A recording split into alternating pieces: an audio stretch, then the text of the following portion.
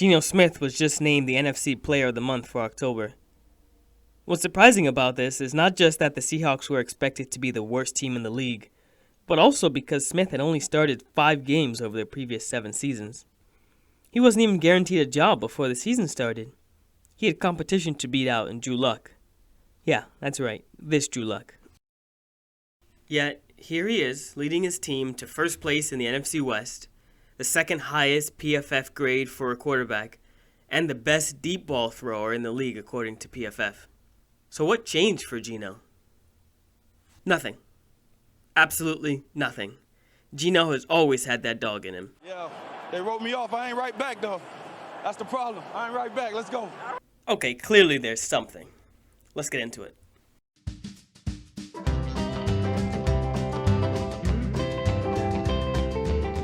Have you ever been to West Virginia?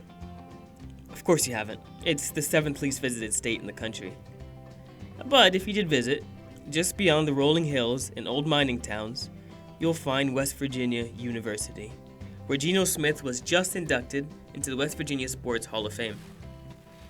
Over his 3 years as a starter for the Mountaineers, Geno was great. His QB rating was never below 144. But the real thing Geno was known for, the real meat and potatoes of this discussion, was his accuracy. Over 3 years as a starter, his completion percentage was 67.4%. For comparison, future Hall of Famer Drew Brees' career completion percentage is 67.7%.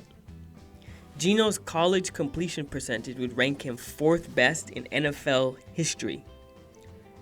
So it's no surprise then that Geno leads the NFL this year with a 72% completion percentage and the 4th highest QBR.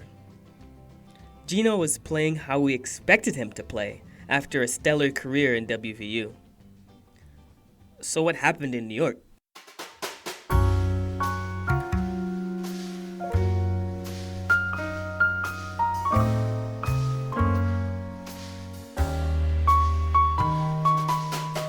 Have you ever been to New York? Probably. It is the 8th most visited place in the world.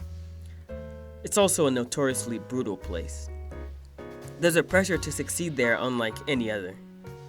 Of the 50 quarterbacks who started for the Jets in their 62 seasons, do you know how many QBs are in the Hall of Fame?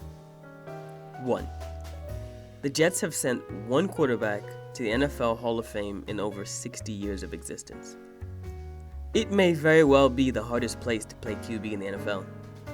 50 men have tried, and only few have had relative success. Geno was no different. The pressure of New York certainly got to Geno. The accuracy that were his hallmarks of his football career up until that point were gone. His 59% completion rate over 4 seasons with the Jets was also paired with 43 turnovers, problems that he had never had before in his entire career.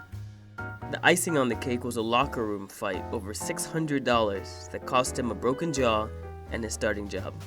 This was the same deeply religious Geno that attended church with teammates who was now fighting with them. What's to blame for Geno's time in New York?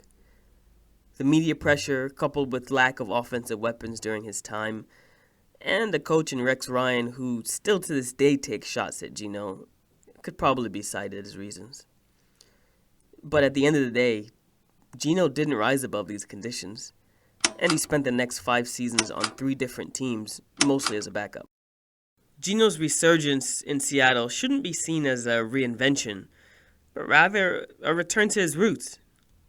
Without the pressure of a starting job or a high-pressure market in Seattle, the old Geno resurfaced, and for the better.